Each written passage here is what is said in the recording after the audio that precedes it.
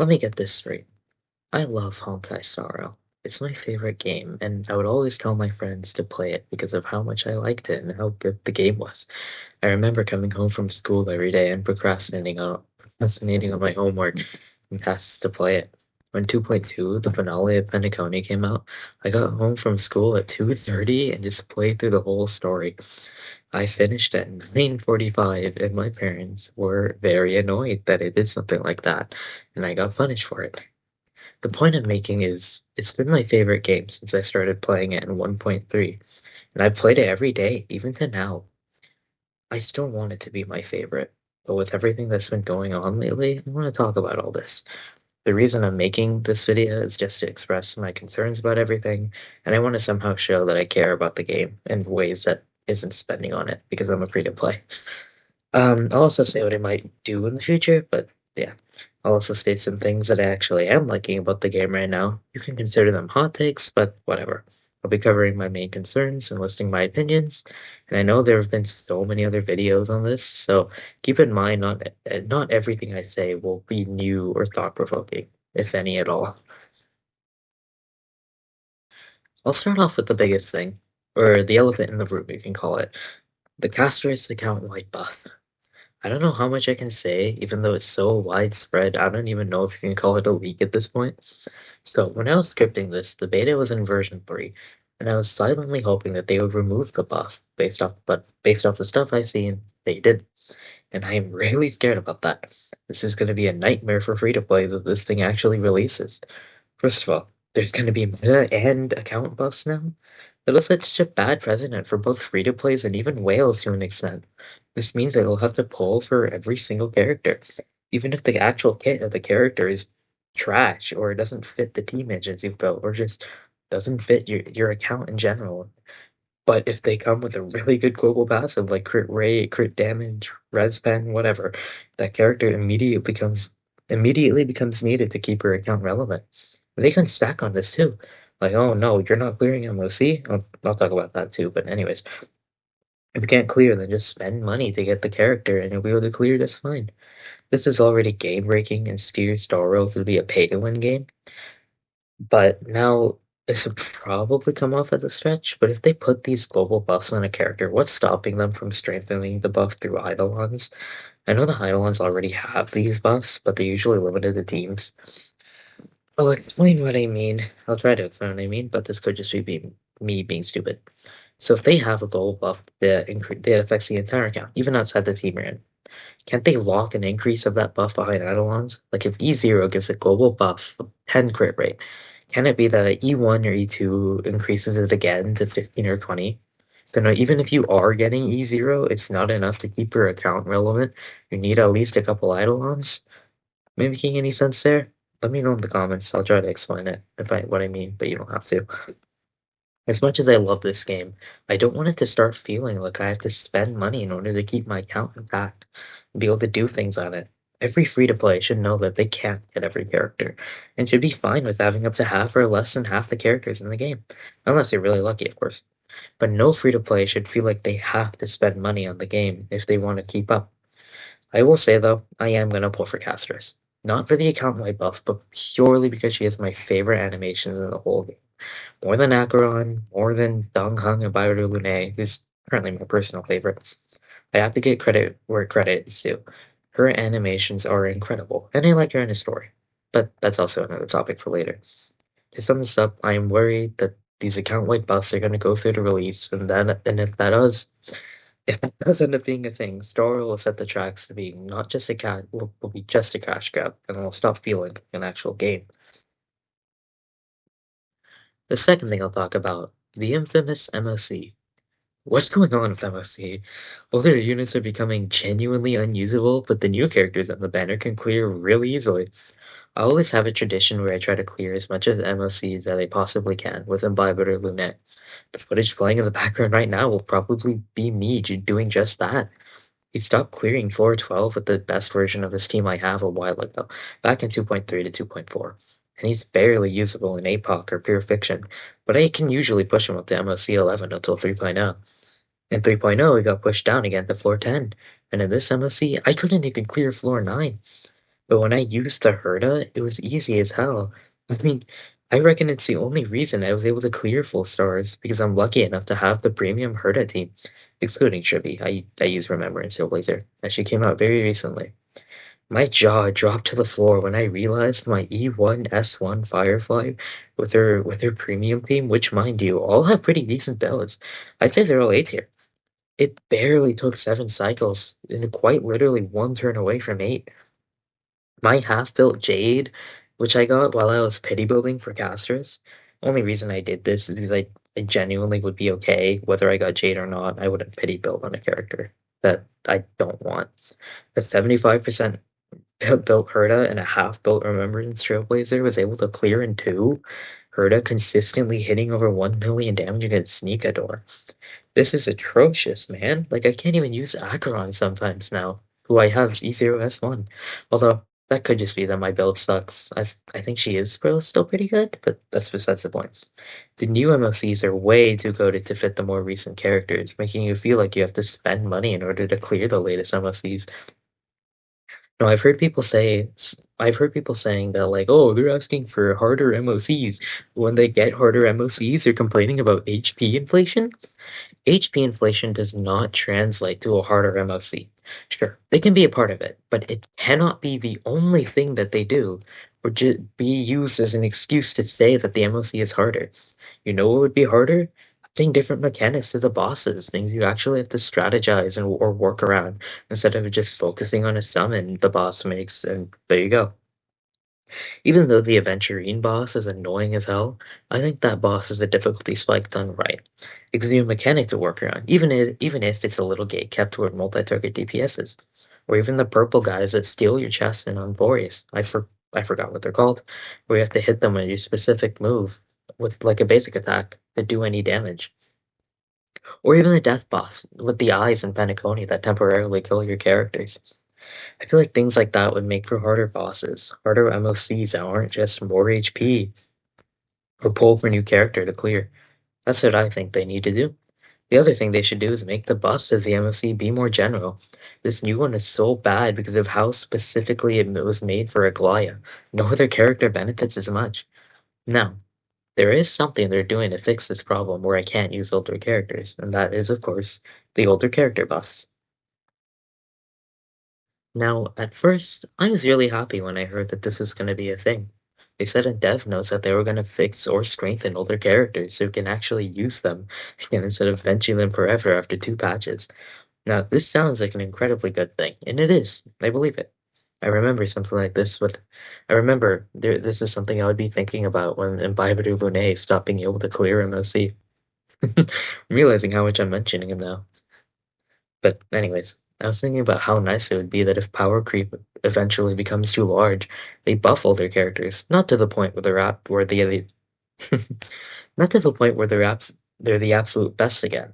That would ruin the purpose of spending money for the new characters. They need at least some sales right incentive to pull for the new characters.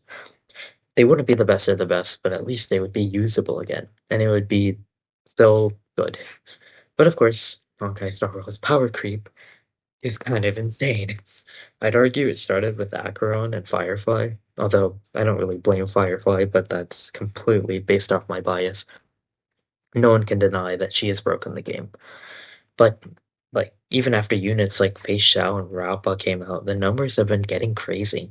Hitting 1 million damage isn't even a big deal anymore. It's almost expected, even from casual players. You remember back before all the power creep started, it was crazy damage if you were hitting 500k. I feel like that was the type of damage that could have ended up in showcase videos back then. Remember when there was a debate about who's better in terms of DPS, Jing Liu and Baiba Lune? And now they're both unusable? When I heard about these character buffs, I was excited. But then I realized, with how bad power creep is, even after they do get the buffs, what happens if power creep remains how bad it already is? It'll just take another 2 patches before they have to be benched again, when 5 million damage against 2 enemies becomes normal, and not just simulated universe numbers. This isn't even the worst problem, and it won't be like a problem if they keep buffing older characters, but I don't really see the point if they're gonna do that. Realistically, the only thing they can do with that is to stop making new characters so much stronger than older ones and find a way to balance it out. Power creep is evident in every gacha game because you need a selling point to pull for the character on banner, but you need to find a way to stop how bad power creep is and to actually balance your characters. Again, this will make people feel like they need to spend money on the game, which they shouldn't. Now, let me transition to a hot take of mine, or at least I think it is. I actually like Euphorius' story. I think it's really interesting. The world, the lore, the characters, the message, and main points about the story. I enjoyed it all. Mighty and Finan are really fun to watch together. Castris and Anoxa are cool characters. I don't really have an opinion on Hyacinth yet, but I like Starro Barbara. I enjoy your interactions with the Chrysosers. I'm not a big fan of Aglaya, but that's his personal preference. The point is, I enjoy the story, and I'm excited to see what happens next. Not nearly as much as Panaconi, even though it was an absolute yap fest. I enjoyed Panaconi a lot too. The problem, of course, is the presentation methods, whether it's the infamous black screen, which has led to some very funny memes, or just pure like yap fest, or you can go hours at a time without a fight. If you're not entirely invested, it's going to be really annoying and really boring. I know they said they're going to try and fix it by removing certain aspects here where they talk about the lore in the dev modes, but I don't really think that's the best way to fix the story. I think what they could do is remove unnecessary puzzles, make them optional, and please add more fights in between. This is a game, not a visual novel where characters have three image sprites and walk around slightly. That's another thing, actually. Add more character movements when you are stuck in Yapfest. At the very least, it'll be easier to bear because the characters are moving around. Wuthering Waves has done a great job at this. Yes, I play Wua too. I can enjoy both without being a Hoyo Shell or a Korobot. I don't think the quality of Wua's story is as good. Rena Sita was okay, but it never really hooked me as much as Euphorius did. I liked Rena Sita though. Wua's been getting better stories since 1.0. I went kind of off script there. Even though I don't really think the story is as good, who knows? It might be, I don't know. The way Wua presents his story is just way more fun and better. The characters actually move around when you were in conversation. There were freaking fights that actually mattered and made sure you weren't just spamming left click to get through a dialogue. And arguably the most important, they have a skip button, just in case you didn't actually want to pay attention or don't care in the moment.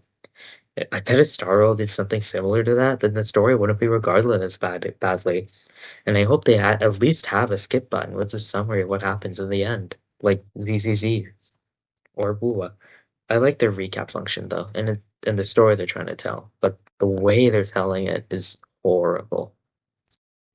Now, in summary, Star Wars is becoming a pay-to-win game, with the hardest content being tailored to the new characters getting way too strong, the global buffs which force you to pull every character and what that could mean for the future, and the reputation of its story being destroyed by its many flaws in presentation.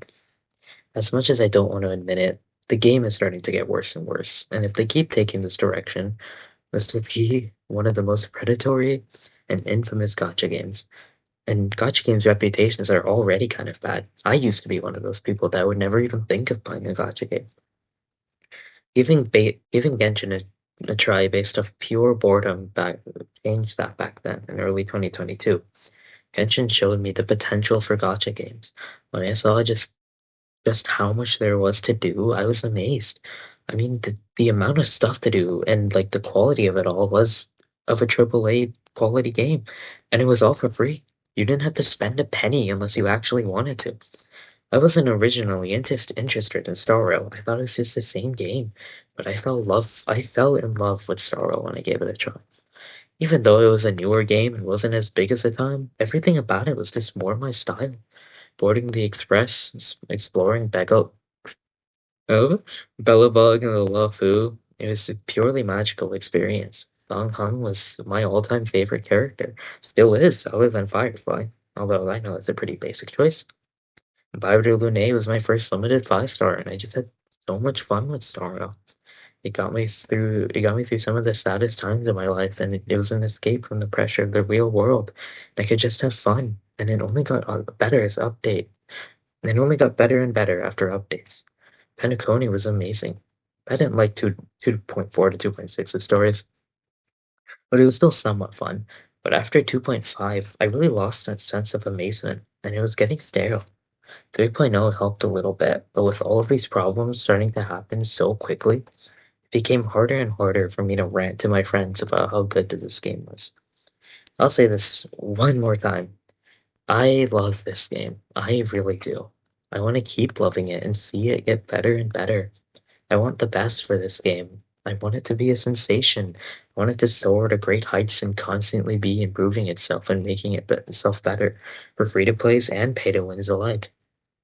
I want to keep supporting it, but I just don't have it in me anymore. I cannot say that this game is the best gacha or even the most friendly anymore. Hoyo doesn't listen to the global community, and I know that this video won't change that at all. And there's a 99.9% chance that nothing will happen from this video. But after 3.2, if they're still going to go down this path, I'm gonna stop playing until something changes for the get better. It hurt me. I cannot speak today.